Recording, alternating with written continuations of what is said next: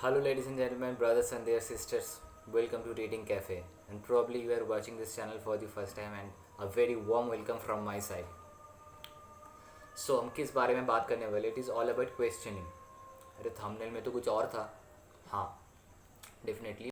But I will go back to the questioning part through this specific example, which is a Tripura case by the DM or district magistrate. And in this video, I will be discussing the topic in two parts: one fact and another is the analysis. And I'll be more emphasizing or insisting on analysis part because the fact is quite known to everybody because a video went viral whereby a district magistrate entered into a marriage ceremony and stopped the marriage, and why the marriage was being conducted at a time where the night curfew was there, and also section 144 of CRPC code was also applicable in that state at that time. But there was a gathering of 100 or 200 people over there due to a marriage ceremony, and people went there irrespective of the restriction that was levied by the government or by the state. So as a district magistrate, it is his duty to safeguard the law in his district, and he went there. He immediately stopped the marriage. He immediately arrested some person and also slapped some person. तो अब यहाँ पे ये unlawful activity था district magistrate की तरफ से या लॉफुल था, इसके ऊपर बहुत सारा मिक्स रिस्पॉन्सेज आ रहा है. तो लोग यहाँ पे कह रहे हैं कि यार the way the district magistrate handle the matter, the way are civil servants reacted in that situation, it is totally in unacceptable and unjustifiable. However कुछ लोगों को ये था कि यार देश में पैंडेमिक चल रहा है जहाँ पे हेल्थ इंफ्रास्ट्रक्चर देश की कोलैप्स कर चुके हैं, उस सिचुएशन में आप एक गैदरिंग कर रहे हो जहाँ से वो पैंडेमिक और ज़्यादा एम्पावर हो सकता है, वो बहुत ज़्यादा स्टुपिडिटी है. तो अब मुझे क्या लगता है, हो सकता है दोनों ही सही हो, but let me analyse the fact now. तो I will be analysing the fact from a legal point of view and also a logical point of view. So first, from the legal point of view, what is the right of a, or what are the rights of a district magistrate and what powers does he have? The first thing, it is the duty of a district magistrate to ensure that in his district each and every citizen are complying to each and every applicable laws, and if somebody is not complying to any applicable laws and regulations, so it is totally within the ambit of the district magistrate's power to stop that person from breaking the law and to arrest that person. So now the question comes, then the district, whatever the district magistrate did was absolutely correct. There was some breach of law. The district magistrate entered into that place, into the space, and he immediately stopped them, arrested them. Then what is the issue? तो उसके लिए एक degree और legal aspect में deep जाना पड़ेगा.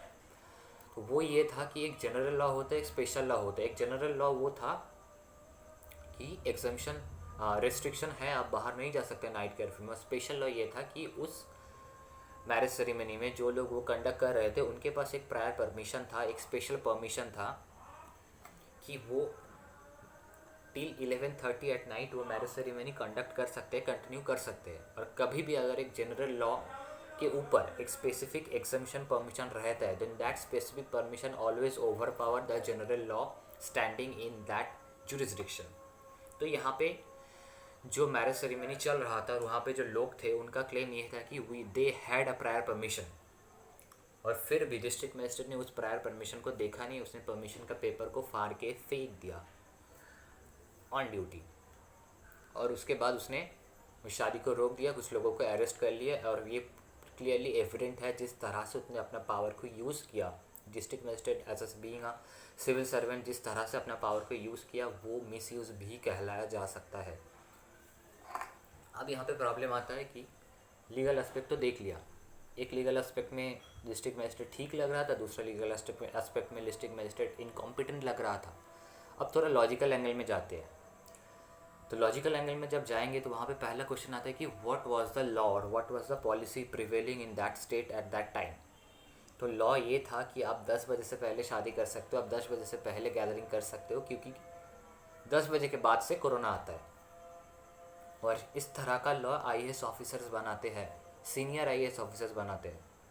तो let me remind you once again, IAS officers crack the most difficult exam in our educational system. वो लोग यूपीएससी क्लियर करके फिर आईएएस ऑफिसर बनते हैं, और आईएएस ऑफिसर बनने के बाद वो बहुत सालों के एक्सपीरियंसेस के बाद सेक्रेटेरिएट लेवल पे मिनिस्ट्री पे जाते हैं, और उसके बाद इस तरह का वो लोग पॉलिसी फ्रेम करते हैं. मतलब इतना एक्सपीरियंस, इतना पढ़ाई करने के बाद लोग इस तरह का लॉ फ्रेम कर रहे हैं कि जहाँ पे उन्हें लगता है कि दिन में कोरोना नहीं आएगा, रात को 10 बजे के बाद कोरोना आएगा। और हम लोग इस तरह का लॉ को मानते हैं, इस तरह का गवर्नमेंट को मानते हैं और यहाँ पे क्रिटिसाइज़ नहीं करते हैं। और फिर वैसे ही एक IAS ऑफिसर जो है, कुछ लोग DM बनते हैं और DM बनने के बाद वो लोग इसी लॉ का सेफगार्ड करने के लिए आ जाते हैं और वो कहते हैं कि what ever I am doing it is totally the ambit of the law and that is why my action is justifiable.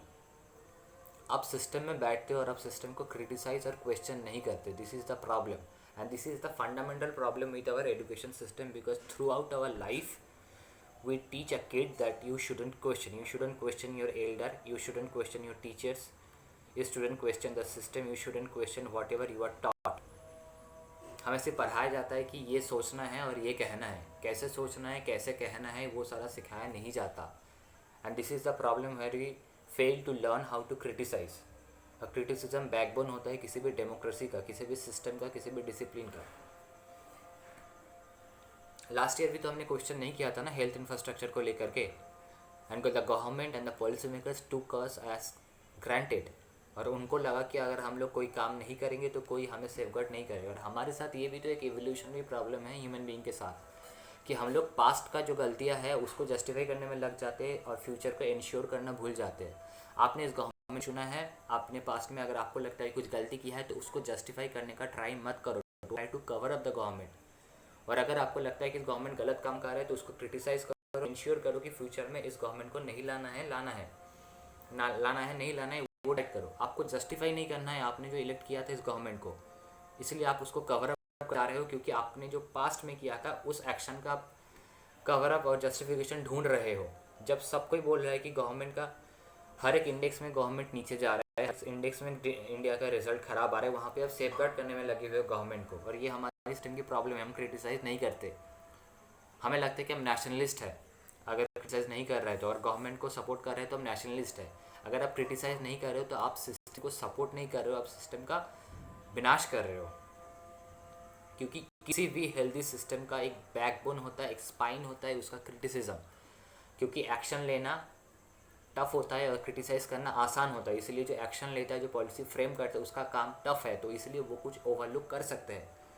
और हमारा सिटीज़न का काम होता है उस चीज़ को क्रिटिसाइज़ करना, उस चीज़ को सामने लाना, वहाँ पे जो खामियाँ खूबियाँ जो भी रह गई थी उस सारा चीज़ को क्रिटिसाइज़ करके एनालाइज करके पॉलिसी मेकर्स के सामने लाना कि यहाँ पे कोई चीज़ है जो गलत है और आपको फिर से इसको कंसिडर करना चाहिए। और ये सिस्टम जब तक देश में नहीं आएगा तब तक इस तरह का इंसिडेंट्स होता रहेगा, इस तरह का गलतियाँ होती रहेगी और हम लोग का एल लगता रहेगा। लास्ट ईयर अगर आपने सवाल किया होता गवर्नमेंट से वो जस्टिस फॉर SSR छोड़ के, अगर आपने गवर्नमेंट से हेल्थ इंफ्रास्ट्रक्चर के ऊपर, उसका प्लानिंग के ऊपर, वैक्सीनेशन का क्या प्लानिंग है, इस तरह का टॉपिक में अगर सवाल किया होता तो आज ये दिन शायद नहीं आता। लेकिन गवर्नमेंट वोट मांगते रह गए और आप गांजा मांगते रह गए। इस वीडियो का मेरा मुद्दा यही था कि थोड़ा सा अवेयरनेस बढ़ाओ और इस तरह का क्वेश्चन और सवाल करना आपका हक है।